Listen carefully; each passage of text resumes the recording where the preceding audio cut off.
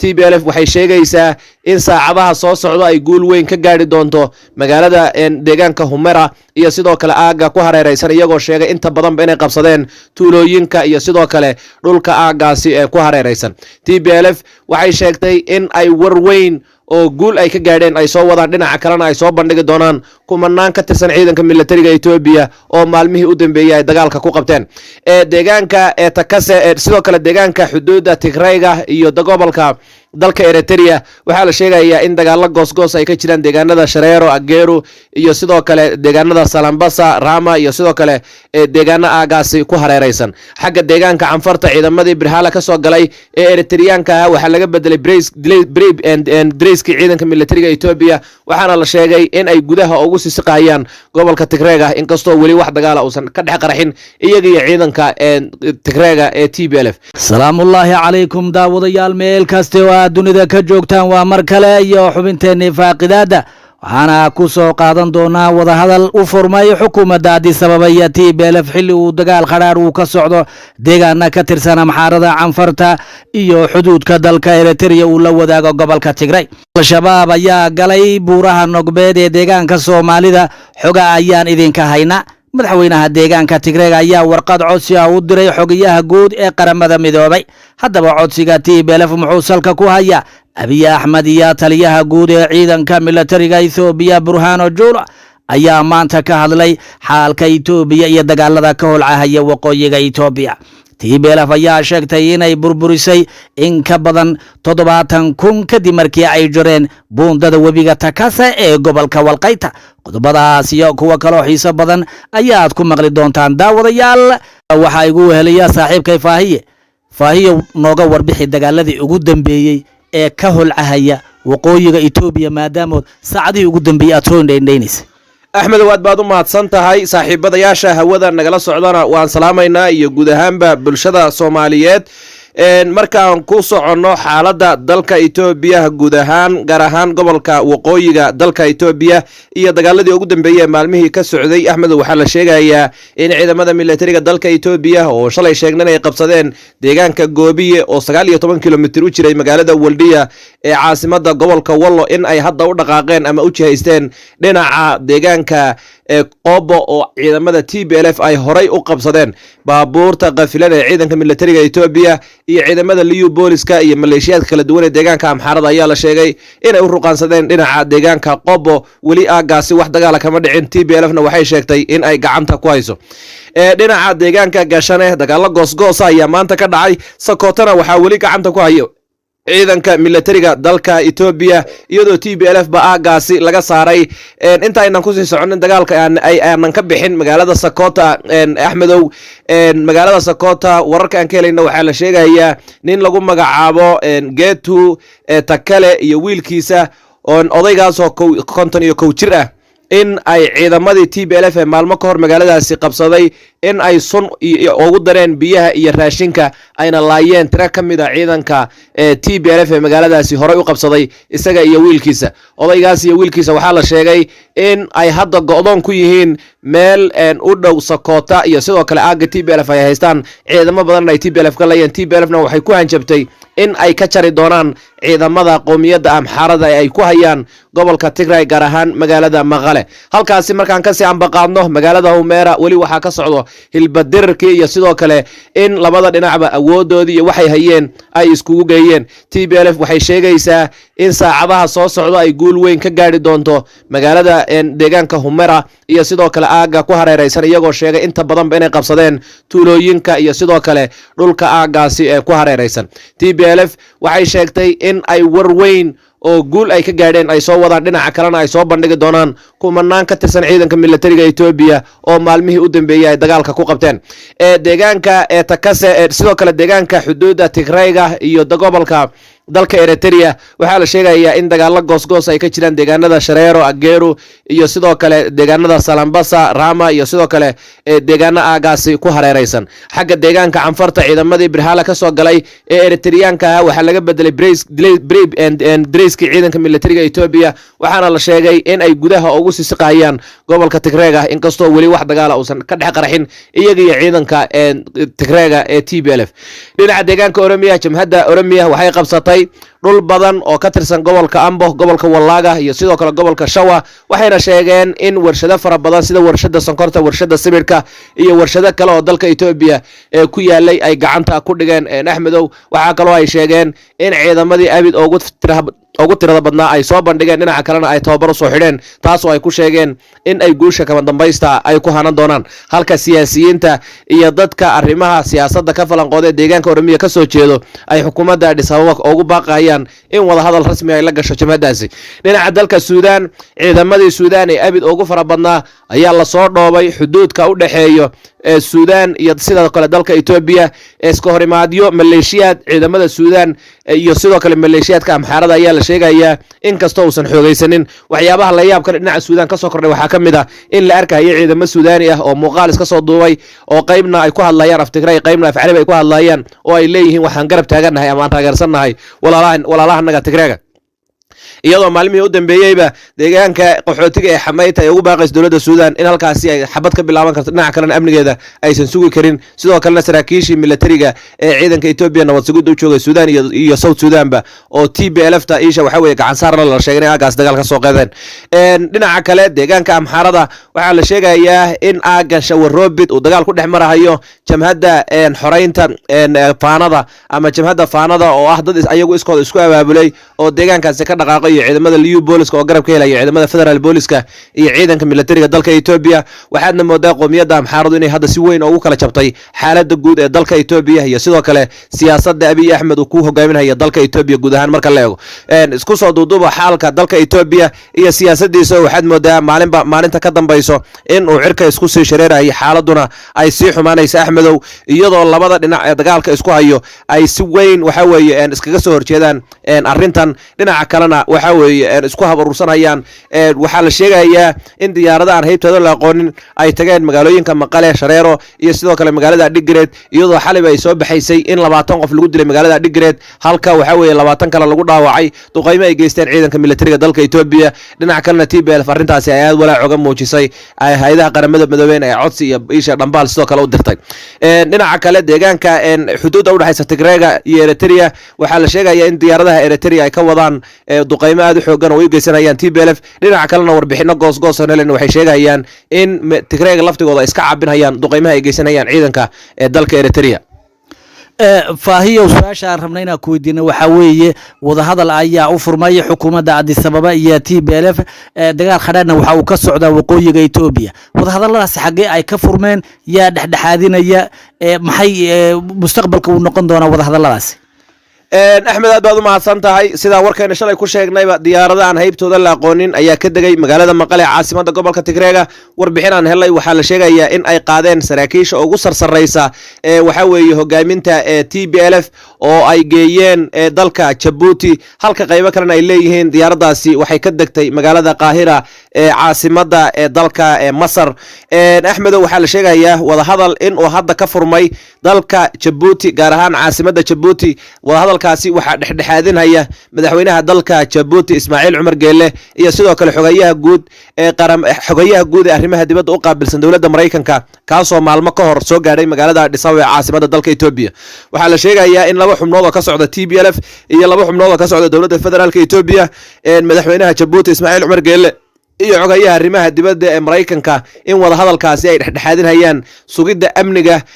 wafdigan TPLF iyo sidoo kale diyaaradda lagu soo qaadayna ay waxa weeye garwadeen ka yihiin ciidamo dalka Mareykanka uu leeyahay. sidoo kalena la doonayo in lagu dhexdhexaadiyo labada dhinac ee xilligan dagaalka isku hayo.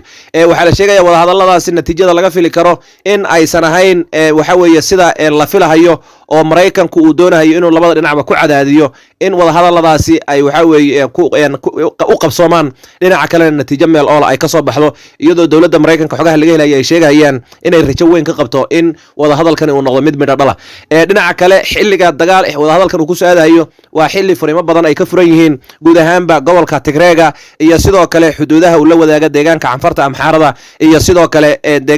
dalka Eritrea iyo deegaanka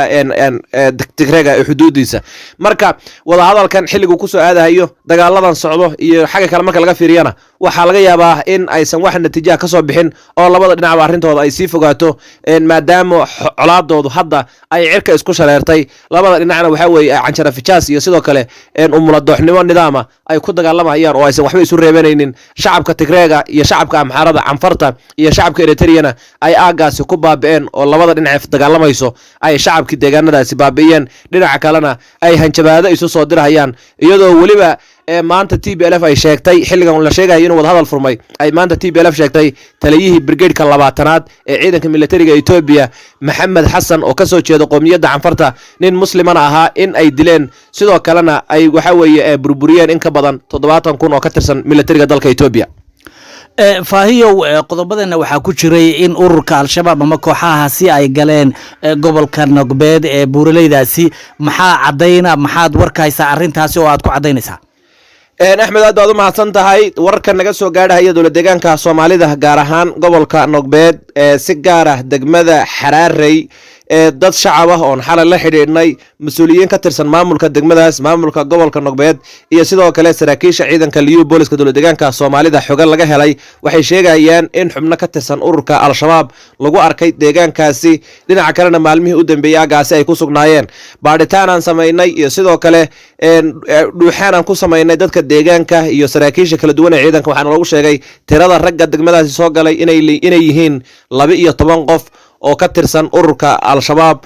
baadhitaan aan sii sameynayna waxaa naloo sheegay in ay ahaayeen nimankii ka soo galay deegaanka gobolka Afdheer ee ku dagaalamayay aagga Hulul markii dambana lagu sheegayay inay soo gaadheen degmada Abaaqarow halkaas oo maalmihii waxa weeye dagaaladu ay socdeen ay ku sugnaayeen kadibna ay u soo ruqaansadeen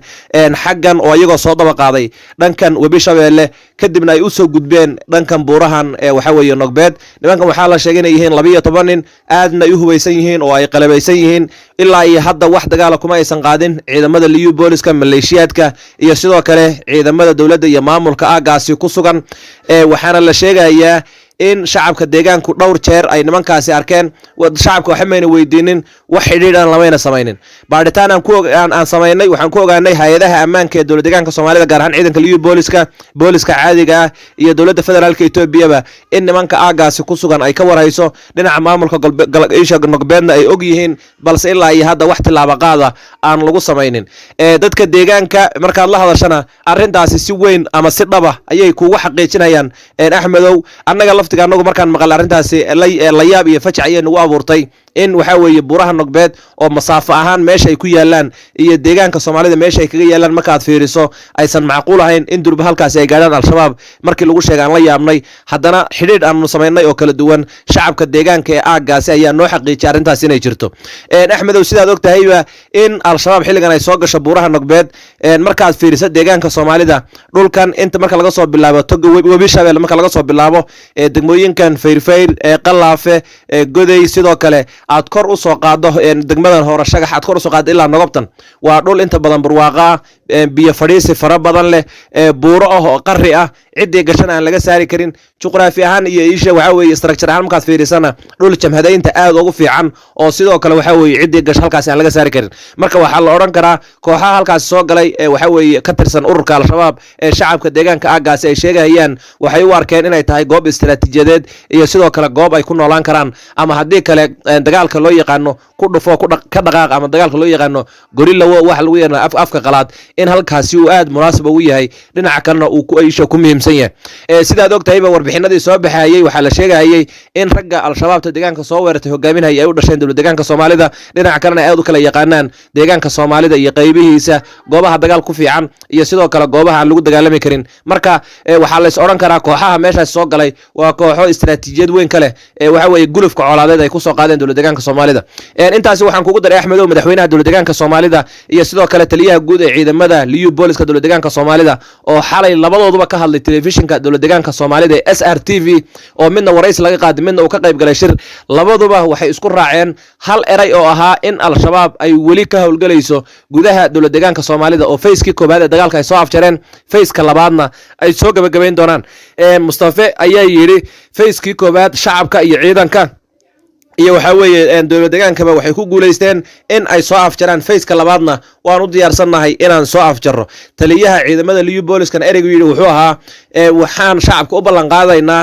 in aanan soo hoyin doonin guuldarro dambe, dhinaca kalena aan ka guulaysan doono cid kasta oo deegaan kusoo dush, taasoo loo fasiran karo ama macnaheedu noqon karo in sheegitaanka shacabka ay sheegayaan in xubno ka tirsan ururka al-shabaab ay soo galeen guud ahaanba dowlad deegaanka soomaalida, gaar ahaan gobolka Nagbeed. Axmed, waxaan intaasi kugu dari in degmada Ceelkarri al-shabaab isbuucii aynu soo dhaafnay ay dagaal ku qaadeen, halkaasna ay ku dileen 18 ciidamada liyu booliska iyo ciidamada maleeshiyaadka dowlad deegaanka iskugu jirto. xukuumadda arrintaasi ay qarisay ama ay dabooshay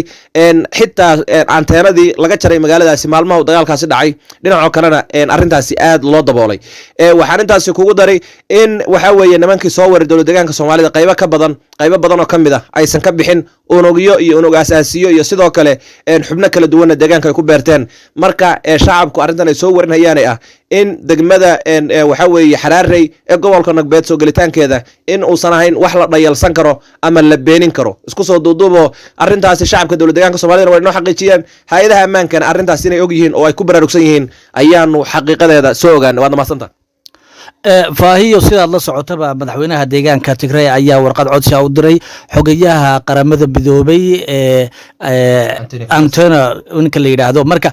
muxuu arrintaasi ku saabsaneed warqadaas codsiga maxay? axmedow, aad baad u mahadsan tahay. xilli ay soo baxayaan in wada hadallo u dhexeeya TPLF iyo dowladda federaalka Itoobiya ay ka socdaan dalka Djibouti ayna kala hogaaminayaan madaxweynaha dalka Djibouti Ismaaciil Cumar Geelle iyo xogayaha guud ee dowladda Mareykanka.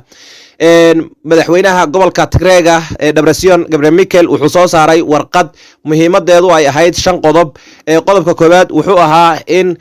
waxa weeye hay'adaha qaramada midoobay gaar ahaan xogayaha Antonio Guterres uu markii labaad codsi u dirahayo, dhinaca kalena uu ka codsanayo kow in shacabka Tigreega xaaladan haysato waxa weeye serviceki ama wax walba oo aasaasi ah oo ay heli lahaayeen sida korontada, isgaarsiinta, bangiga iyo sidoo kale waxbarashada, caafimaadka, biyaha, wax walba oo shacabka Tigreega ay u baahnaayeen in loo sii daayo oo dowladda Abiy Ahmed arrintaasi ay ka qaado cunaqabataynta qaramada midoobay iyo wadamada caalamkana iska kaashadaan, iyadoo waxa weeye la monitor garaynhayo ama lala soconhayo qaabka loo sii daynhayo. qodobka labaad wuxuu codsaday in colaadan dalka Itoobiya ka hulaaqayso aysan dhinacoodana dan ugu jirin, dhinaca dowladda Itoobiyana dan aysan ugu jirin, markastana ay diyaar u yihiin wada hadal, laakiin wada hadalkaasi ay ku xiran yihiin shuruudo fara badan oo ay ka mid tahay in midowga Afrika arrintaasi uusan dhexdhexaadin karin, dhinaca kalena dowladda Itoobiya wada hadal aysan la geli karin xilligan iyadoo shacabka Tigreega uu meel walba ka godoonsan yahay. waxa uu ku baaqay in haddii wada hadal la galahayo wada hadalku uu noqdo mid qaramada midoobay iyo dowladaha caalamka ay goobjoog ka yihiin oo ay ilaalinayaan sidoo kale habsami socodka wada hadalka iyo qaabka loo galahayo.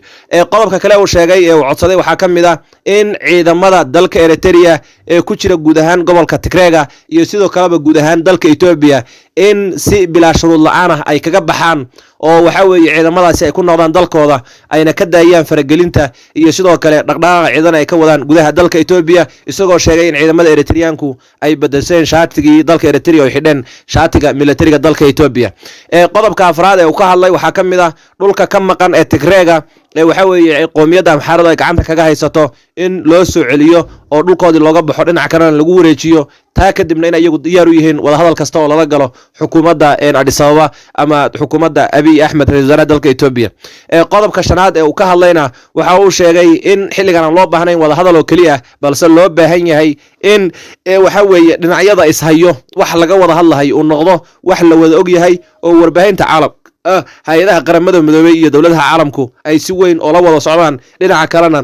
loo diyaariyo spaceka lagu wada hadli lahaa, isagoo si gaar u codsaday in xaaladda hadda Tigreega uu ku jiro inaan wada hadal oo kaliya loo baahnayn laakiin loo baahan yahay wada hadalkaasi inuu qayb ka noqdo. waxaa laga dheehan karay waraaqdan ka soo baxday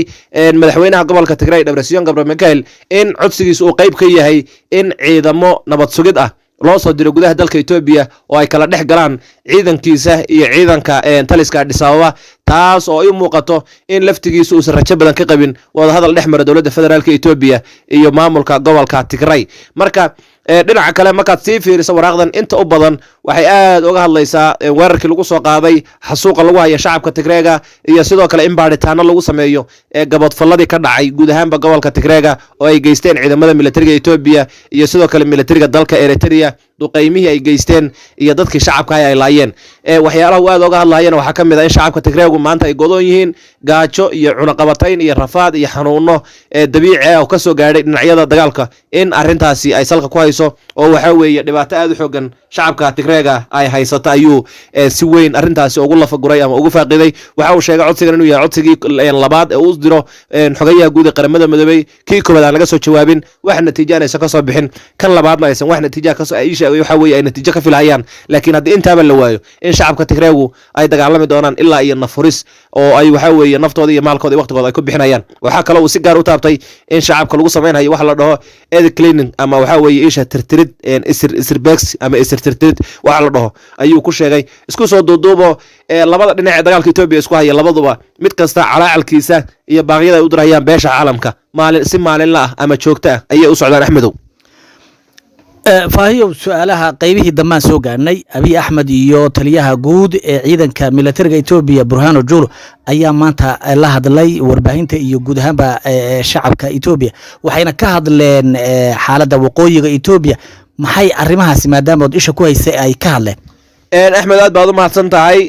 taliyaha guud ee ciidanka dalka Ethiopia Marshal Burhanu Julu iyo sidoo kale waxa weeye ra'iisul wasaaraha dalka Ethiopia Abiy Ahmed maanta waxay ka hadleen colaada ka taagan dalka Ethiopia guud ahaan markaynu ka horeyno taliyaha guud ee ciidanka Ethiopia waxa uu sheegay Ethiopia waxay xaqiijinaysaa hindisiyaal horumarineed oo rajo leh iyadoo iska caabinaysa rabitaanka cadowga ah in uu burburo dalka weyn ee Ethiopia waxay si dhab ah waxa weeye u horumarinaysaa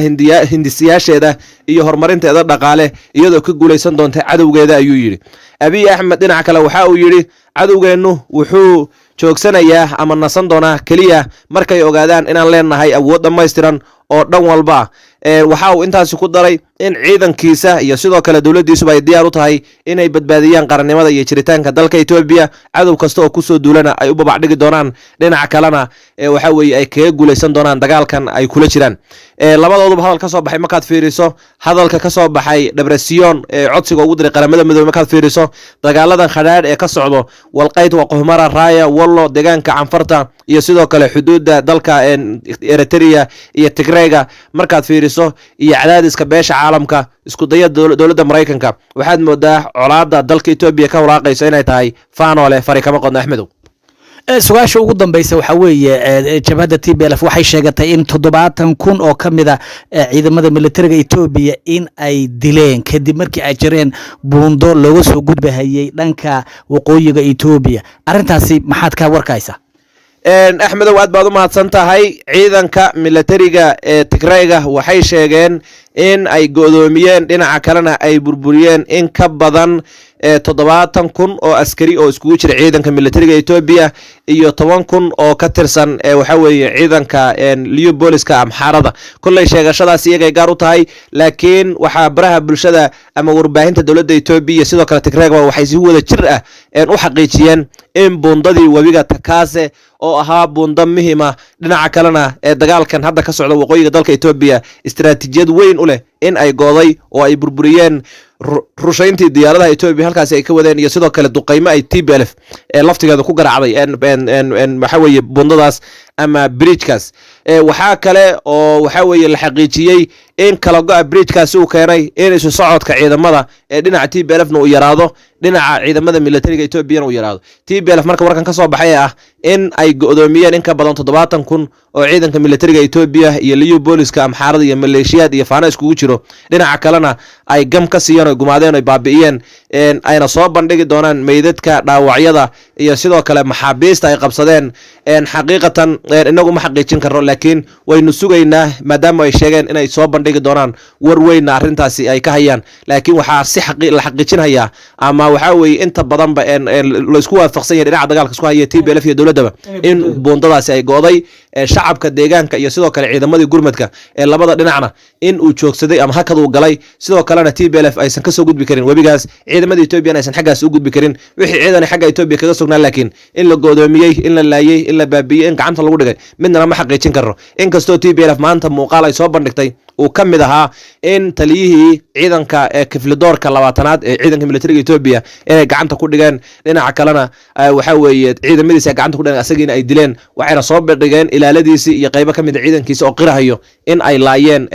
ciidamada TPLF isku soo duuduba xaalka Ethiopia waa faano la faray kama qodnadi